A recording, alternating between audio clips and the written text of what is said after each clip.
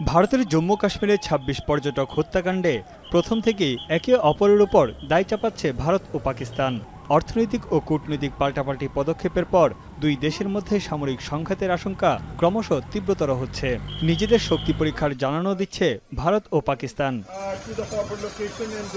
পাকিস্তান হামলা চালালে সাধারণ মানুষ কিভাবে নিজেদের আত্মরক্ষা করবে সে বিষয়ে মক ড্রিল বা মহড়ার নির্দেশ দিয়েছে ভারতের কেন্দ্রীয় সরকার। এয়ার রেড সাইরেন সহ মুহূর্তেই এলাকা খালি করা, যুদ্ধ বা বিমান হামলা থেকে নিজেদের সুরক্ষায় প্রস্তুত থাকতে বলা হয়েছে। বুধবার প্রাথমিকভাবে মহড়া চলবে রাজস্থান, গুজরাট, পাঞ্জাব ও জম্মু কাশ্মীরের সীমান্তবর্তী এলাকায়। দেশটির স্বরাষ্ট্র মন্ত্রণালয় জানায়, গ্রামীণ অঞ্চলসহ মোট ২৪৪টি জেলায় এই মহড়া চলবে।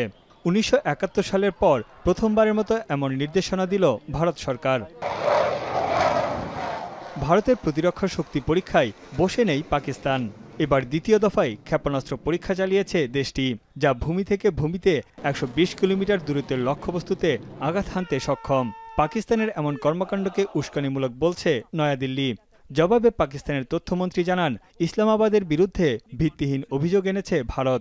There are no terrorists here, as India alleges, because India has no evidence. They've just leveled this baseless allegation, and you can see for yourself. কেসারেন শেকড় থেকে শিখরে। চলমান উত্তেজনায় চরম অনিশ্চয়তায় ও আতঙ্কে দিন পার করছেন কাশ্মীরের সীমান্তবর্তী অঞ্চলের বাসিন্দারা। ক্ষতির মুখে পড়েছে স্থানীয় ব্যবসা বাণিজ্য। ভয়ে কেউ বাইরেও যেতে পারছেন না।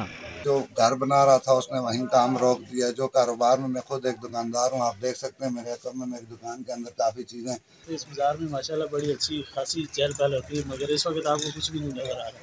ये तकरीबन पिछले कुछ दिनों से यही सूरत हाल है। यहाँ पे लोगों में काफ़ी तशवीश पाई जाती है कि अगर भारत की तरफ से फायर खोल देता है या পেহেলগাম হামলাকে অগ্রহণযোগ্য উল্লেখ করে দায়ীদের বিচারের আওতায় আনার আহ্বান জানিয়েছেন জাতিসংঘ মহাসচিব।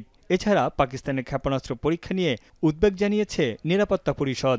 আলোচনার মাধ্যমে দুই পক্ষের সমস্যা সমাধানের উপরও জোর দেন Antonio Guterres. I once again strongly condemn that attack and extend my condolences to the families of the victims.